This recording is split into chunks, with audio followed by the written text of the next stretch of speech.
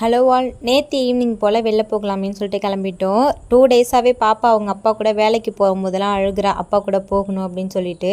அவளுக்கு வீட்டிலே இருக்க ரொம்ப போர் அடிக்குது போல். சரி 2 டேஸாகவே அழுதுகிட்டே இருக்கிறா அப்படின்னு சொல்லிட்டு நேற்று ஈவினிங் போல் பீச்சுக்கு போகலாமேன்னு சொல்லிட்டு கிளம்பிட்டோம். மார்னிங்லேருந்தே பார்த்திங்கன்னா வண்டி வந்து சர்வீஸ் போயிருந்துச்சு. ஸோ அதனால் ஈவினிங் போல் தான் போயிருந்தோம். நாங்கள் போன நேரம் பார்த்திங்கன்னா நல்லா மழை வர மாதிரியே இருந்துச்சு. நாங்கள் அப்படியே கொஞ்சம் நேரம் இருந்துட்டு வந்துடலான்னு தான் பார்த்தோம். அதுக்கப்புறம் மழையெல்லாம் வரலையா, அதனால ரொம்ப நேரம் விளையாண்டுக்கிட்டு இருந்தோம். பீச்சுக்கு போனாலே பாப்பா ஒரு மாதிரி எக்ஸைட்மெண்ட்டாக ஆகிடுவா. அந்த மண்ணில் விளையாடுறது, தண்ணியெல்லாம் பார்த்து ரொம்ப ஹாப்பியாக இருக்கும். ஸோ நானும் அவள் கூடயே ஜாலியாக விளையாண்டுக்கிட்டு இருந்தேன். நேம்லாம் எழுதி விளையாண்டுக்கிட்டு இருந்தோம். மண்ணை பார்த்ததும் அவளுக்கும் ஜாலியாகிடுச்சு. அதுக்கப்புறம் நாங்கள் அப்படியே வீட்டுக்குமே வந்துட்டோம். பிள்ளையார் சதுர்த்தி வேறு வந்தது இல்லையா, ஸோ அதனால் நிறைய வேஸ்டேஜ் எல்லாமே கிடந்துச்சு. பூ மாலைன்னு சொல்லிட்டு நிறைய இருந்துச்சு. சார் அதெல்லாம் க்ளீன் பண்ணிகிட்டு இருந்தாங்க. நாங்கள் அப்படியே கொஞ்சம் ஓரமாக தான் உட்காந்து விளையாண்டுக்கிட்டு இருந்தோம்.